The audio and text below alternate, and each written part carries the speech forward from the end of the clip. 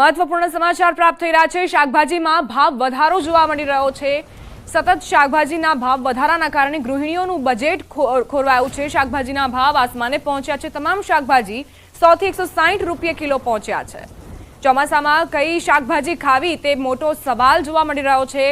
ગૃહિણીઓ અત્યારે શાકભાજીનો વિકલ્પ શોધવા પણ મથી રહી છે। ઘણી ગૃહિણીઓએ તો એવી પણ પ્રતિક્રિયા આપી કે માત્ર કઠોળ પર જ નિર્ભર છીએ, કારણ કે શાકભાજી લેવા માટેનું બજેટ નથી।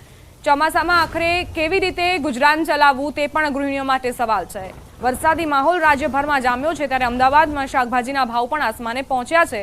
અમારા સંવાદદાતાએ શહેરના પાલડી વિસ્તારમાં આવેલા શાક માર્કેટની મુલાકાત લઈને વેપારીઓ સાથે વાતચીત કરી। ટામેટાએ 100 રૂપિયા કિલો પહોંચી સેન્ચુરી વટાવી।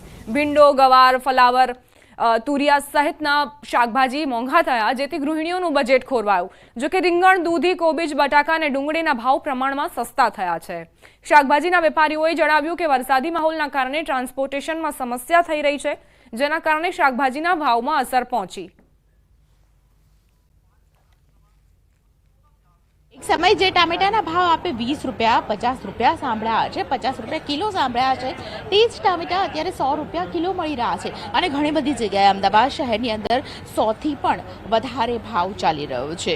અત્યારે હું અમદાવાદના પાલડી વિસ્તારમાં છું અને પાલડી વિસ્તારની અંદર ટામેટાનો જે માલ આવ્યો છે તે સારો છે, પરંતુ ખાસ કરીને માલ ઓછો હોવાનું કારણ છે તે વેપારીઓના મતે શું છે તેમની પાસેથી જાણીશું। ટામેટા 100 રૂપિયા કિલો વધી ગયા, સાથે શાકભાજીના પણ ઘણા બધા ભાવ વધી ગયા છે।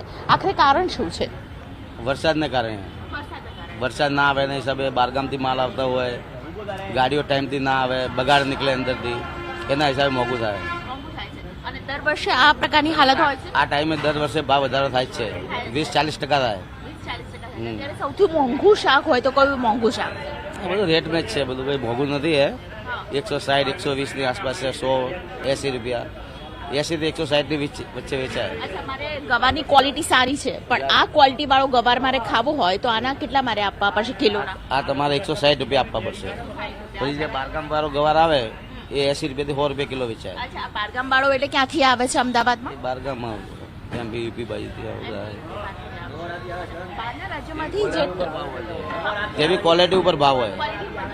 અચ્છા, એટલે જે બહારના રાજ્યોમાંથી ટ્રકો આવે છે તે ખાસ કરીને વરસાદને કારણે, ટ્રાન્સપોર્ટેશનને કારણે ઓછા આવે છે અને તેને કારણે અચાનક જ ભાવ વધારો થઈ ગયો છે। ટામેટામાં પણ જે સેન્ચુરી વટાવી દીધી છે તેની પાછળનું કારણ એ છે કે ગ્રાહકોના મતે અને તેની ખાસ કરીને વેપારીઓના મતે જે પ્રકારે ટામેટા વધ્યા છે, 100 રૂપિયા કિલો છે, તે વધી રહ્યા છે। મધ્યમ વર્ગ છે તે દરરોજના વપરાશની અંદર તેમણે ટામેટાનો વપરાશ ઓછો કરી દીધો છે અને તેની સાથે ખાસ કરીને આ ભાવ વધારો છે તે લગભગ 10-15 દિવસ સુધી રહેશે, જ્યાં સુધી બહારથી જે ટ્રકો છે તેનું ટ્રાન્સપોર્ટેશન ક્લિયર નહીં થાય।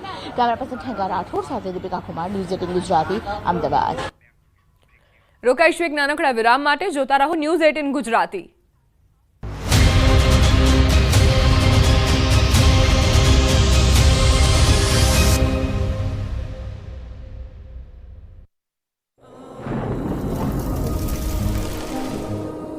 જળવાયુ પરિવર્તનનું જોખમ આપણા દરવાજે પહોંચી ગયું છે। હવે જરૂર છે એક મોટા ક્રાંતિકારી બદલાવની, અને આનો પ્રારંભ થશે 140 કરોડ ભારતીયોથી। આ ક્રાંતિ શરૂ થશે એક વૃક્ષથી। એક વૃક્ષ માનવતા માટે, એક વૃક્ષ આ ધરતી માતા માટે, એક વૃક્ષ આપણા ભવિષ્ય માટે। પ્રોજેક્ટ વન ટ્રી, ન્યૂઝ 18 નેટવર્કની એક મોટી પહેલ। રોડ પર પાણી વહેતા થયા, આકાશી મહેરથી ખેડૂતો ખુશખુશાલ થઈ ગયા। ગોધરામાં મહેર બની ગઈ કહેર। 2 કલાકમાં 2 ઇંચ વરસાદથી દિવાલ ધરાશાયી થઈ, વાહનનો કચ્ચર ખાંડ નીકળી ગયો। સ્મશાનની કમ્પાઉન્ડ દિવાલ ધરાશાયી થતા 2 રિક્ષાનો બુકડો બોલી ગયો। મોડાસામાં પણ સવારથી જ મેઘરાજાએ તોફાની બેટિંગ કરતા ગામની બજારો નદી બની ગઈ હતી। અનરાધારના પગલે મોડાસાના સરડોઈમાં ડુંગરના પાણી ઘૂસી ગયા હતા।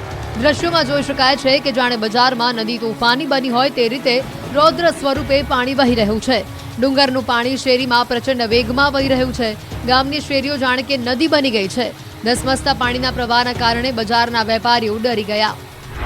આ બાજુ અરવલ્લીના ભિલોડામાં પણ સવારથી જ ઘેરાયેલા વાદળો વરસી પડતા રોડ જળમગ્ન થઈ ગયા। ભિલોડા તાલુકા સહિત ગ્રામ્ય વિસ્તારોમાં ધોધમાર વરસાદથી હાઈવે પર પાણી ભરાતા વાહન ચાલકો પરેશાન બન્યા। ભિલોડા ઈડર ધોરીમાર્ગ જામ થઈ ગયો। તો તોફાની પવનના કારણે બે કાર પર વૃક્ષ ધરાશાયી થયું. ભિલોડા પોલીસ સ્ટેશન આગળ રોડ ઉપર જતી બે કાર ઉપર ઝાડ પડતા કારને નુકસાન પહોંચ્યું. તો લોકો માટે વરસાદ મુસીબત બન્યો. અરવલ્લી જિલ્લામાં રાત્રિ દરમિયાન વરસેલા વરસાદથી નીચાણવાળા વિસ્તારોમાં પાણી ભરાયા. મોડાસાની કલ્યાણ 2 સોસાયટીમાં ભરાયું પાણી ભરાતા ઘરના રહીશો મુશ્કેલીમાં મુકાયા.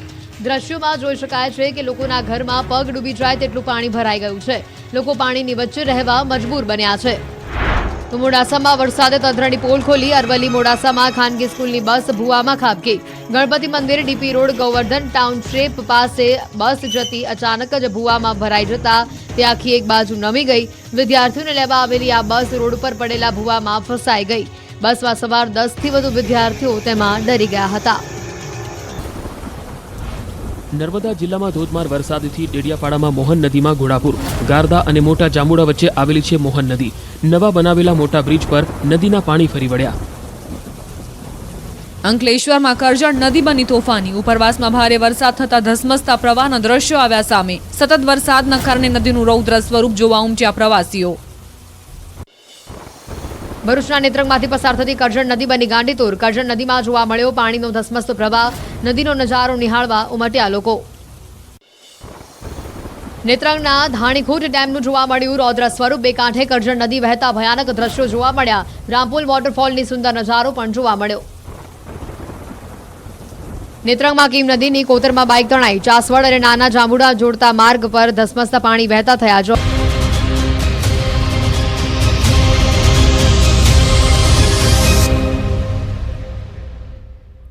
Welcome back. હવે આગળ વાત કરીશું ચાંદીપુરા વાયરસના કહેરની.